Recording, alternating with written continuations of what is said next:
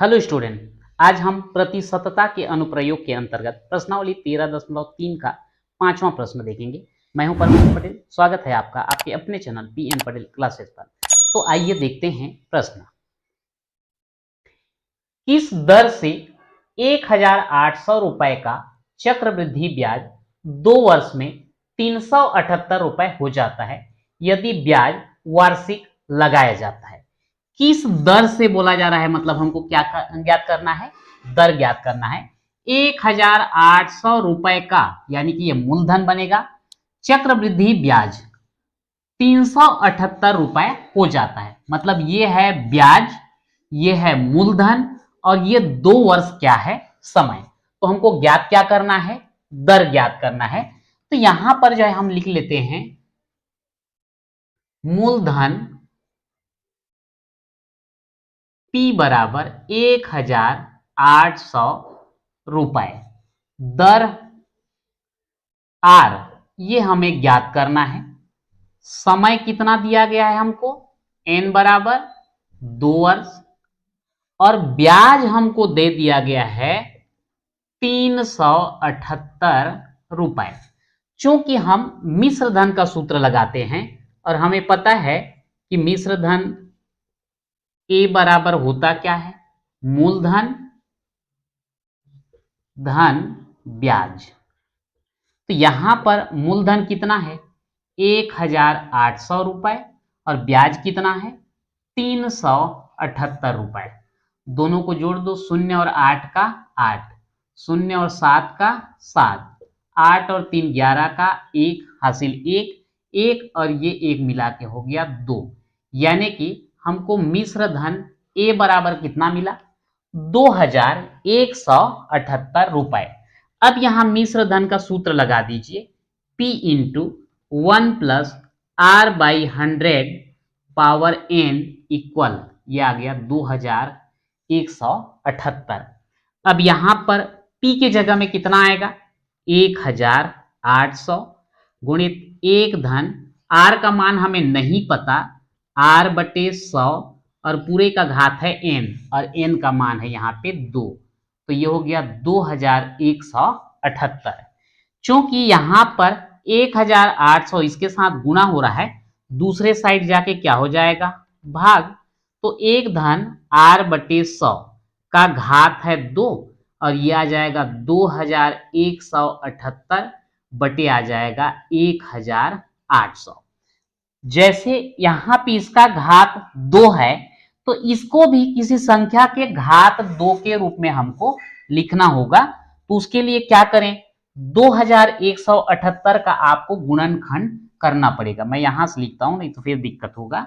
एक धन R बटे 100 का घात 2 बराबर ये 2178, इसका हम गुणनखंड करते हैं, क्या आएगा 2178, 2 से ये कर दीजिए, 2 एकम 2, इसके लिए शून्य देंगे, फिर 7 उतारेंगे, 2 अट्ठे 16, एक बचेगा 18, तो 2 निया 18।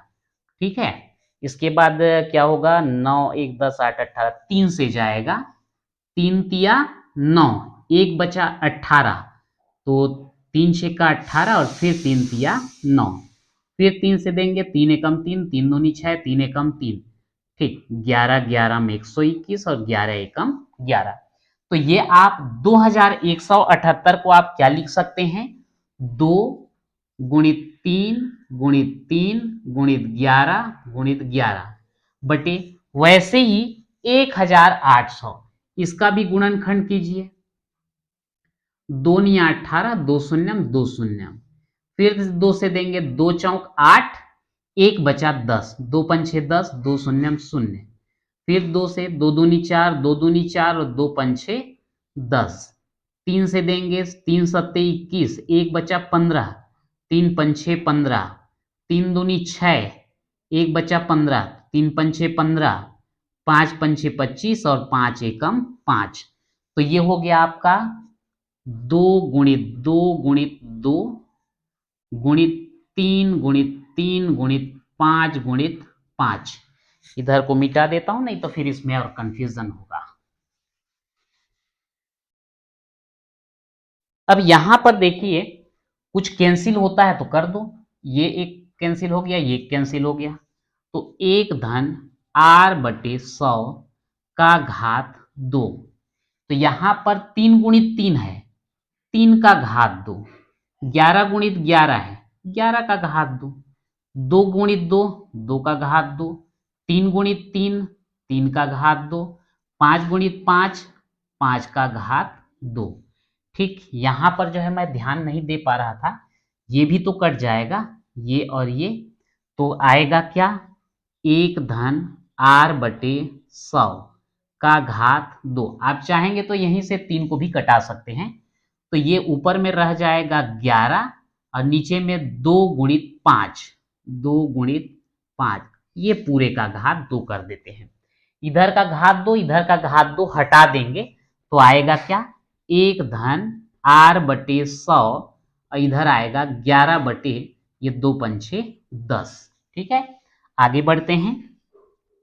r/100 बराबर क्या आ जाएगा, 11/10, एक को उधर ले जाओ, 11/10 ऋण 1/1 कर सकते हैं उसको, तो r/100 बराबर यहाँ पे 10, ये 11 ऋण 10, तो ये r/100 बराबर 11 में 10 घटाएं 1/10, 100 का उधर गुणा हो जाएगा, r बराबर 100/10, भाग देंगे तो r बराबर कितना आएगा, 10।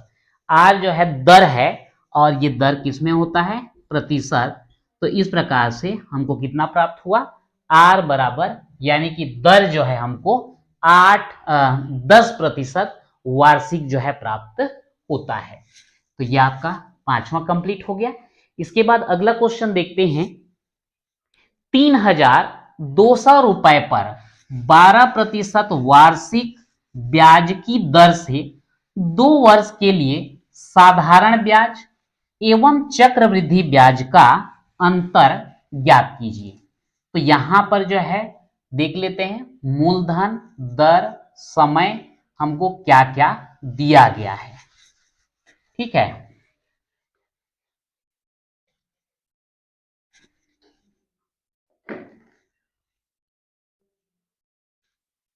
₹3,200 पर ये आपका मूलधन बनेगा, 3,200 रुपए, 12% वार्षिक बोल रहा है, यानी कि ये दर हो गया आपका 12% वार्षिक 2 वर्ष के लिए, तो समय n बराबर कितना हो गया, 2 वर्ष। अब यहां पर हमको दो चीज ज्ञात करना है, एक तो साधारण ब्याज और दूसरा है चक्रवृद्धि ब्याज। तो सबसे पहले हम साधारण ब्याज ज्ञात कर लेते हैं। तो साधारण ब्याज का सूत्र क्या होता है, साधारण ब्याज के लिए सूत्र है मूलधन गुणित दर गुणित समय और बटे है 100। मूलधन कितना, 3,200, दर कितना 12%, समय है 2 वर्ष और पूरे का बटे 100। यहां से 2 जीरो, यहां से 2 जीरो कैंसिल कर दो, तो 32 गुणित 12 गुणित 2 गुणा कर दीजिए, 32 गुणित 12 दूनी 24। तो यहां पर जो है 24 दूनी कितना हो जाएगा, 24 दूनी 48 का 8 हासिल 4, और 24 दिया हो जाएगा 72, 72 और 4 हो जाएगा 76। तो इस प्रकार से अगर हम साधारण ब्याज की बात करें तो हमको कितना प्राप्त हुआ, 768 रुपया जो है प्राप्त हुआ है। तो यहाँ पे इतना आप नोट कर लेंगे, मैं यहीं पर इसको लिख के रख दे रहा हूं, 768 रुपए, क्योंकि यहां पर जो है और आगे हल करेंगे, मैं इसको मिटा रहा हूं। अब इसके बाद हम लोग देखते हैं चक्रवृद्धि ब्याज के लिए हम मिश्र धन का सूत्र लगाते हैं, ए बराबर P into 1 plus R/100 power n।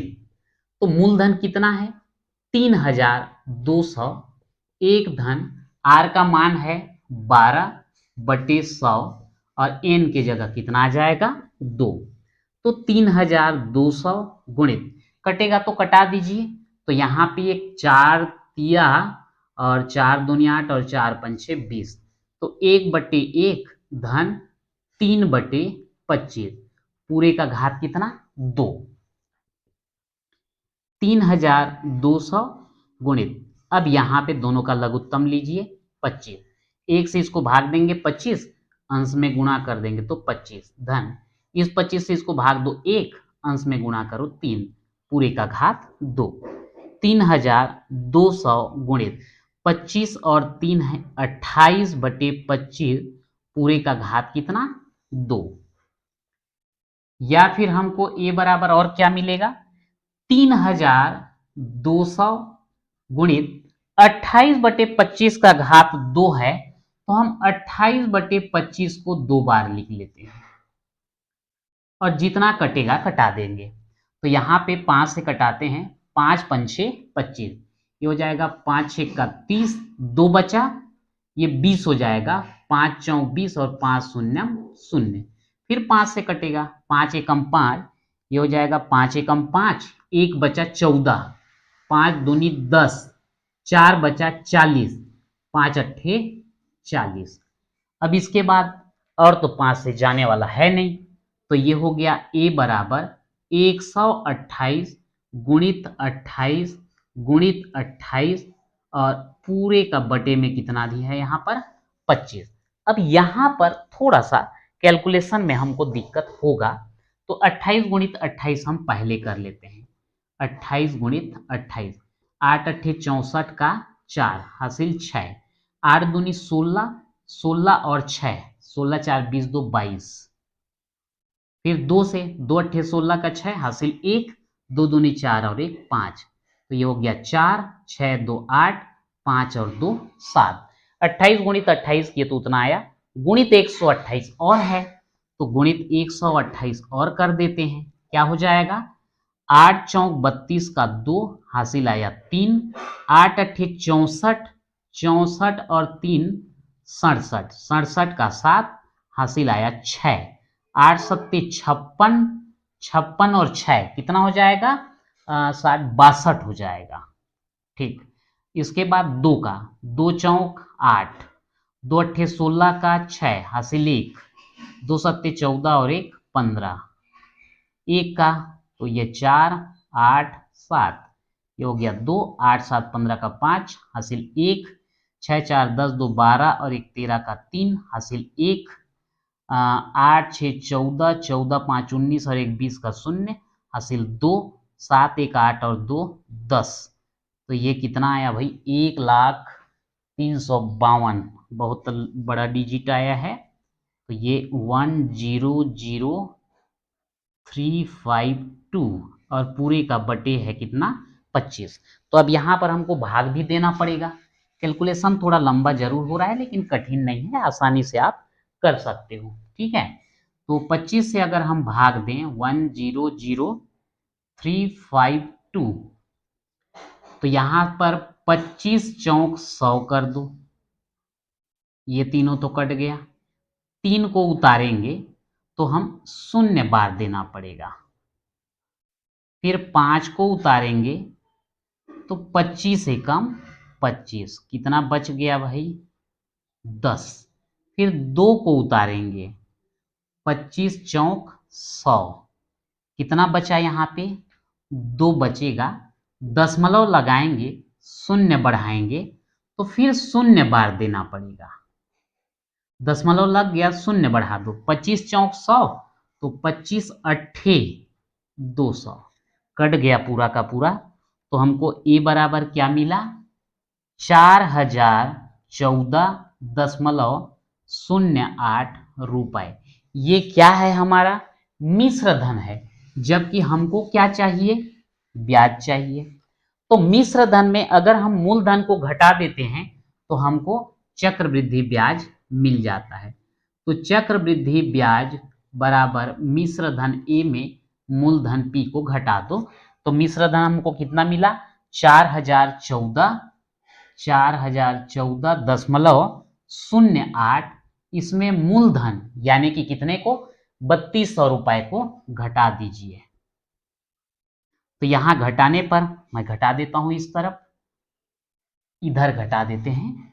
4014.08 में 3200 को घटाना है। 08 तो आएगा ही, ये 4 1 10 हो जाएगा, 10 में 2 घटाएंगे 8 और ये कैंसिल। 814.08 814.08 रुपए। अब देख सकते हैं कि जब हम साधारण ब्याज लिए तो 768 आया था और चक्रवृद्धि ब्याज में 814.08 आ रहा है।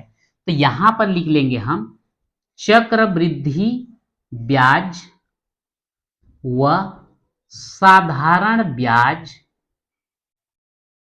में अंतर घटाइए।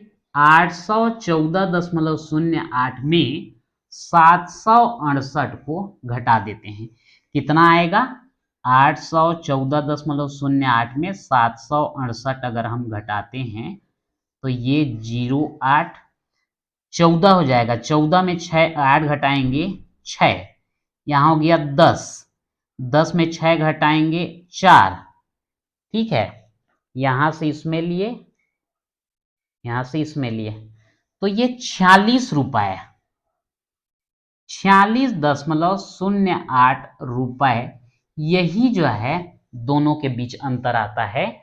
चक्रवृद्धि ब्याज और साधारण ब्याज का अंतर 46.08 रुपए होगा। इस प्रकार से आपका ये छठवां भी कंप्लीट। तो इस प्रकार से प्रश्नावली 13.3 कंप्लीट होता है। तो आज के वीडियो में इतना ही, मिलते हैं नेक्स्ट वीडियो में।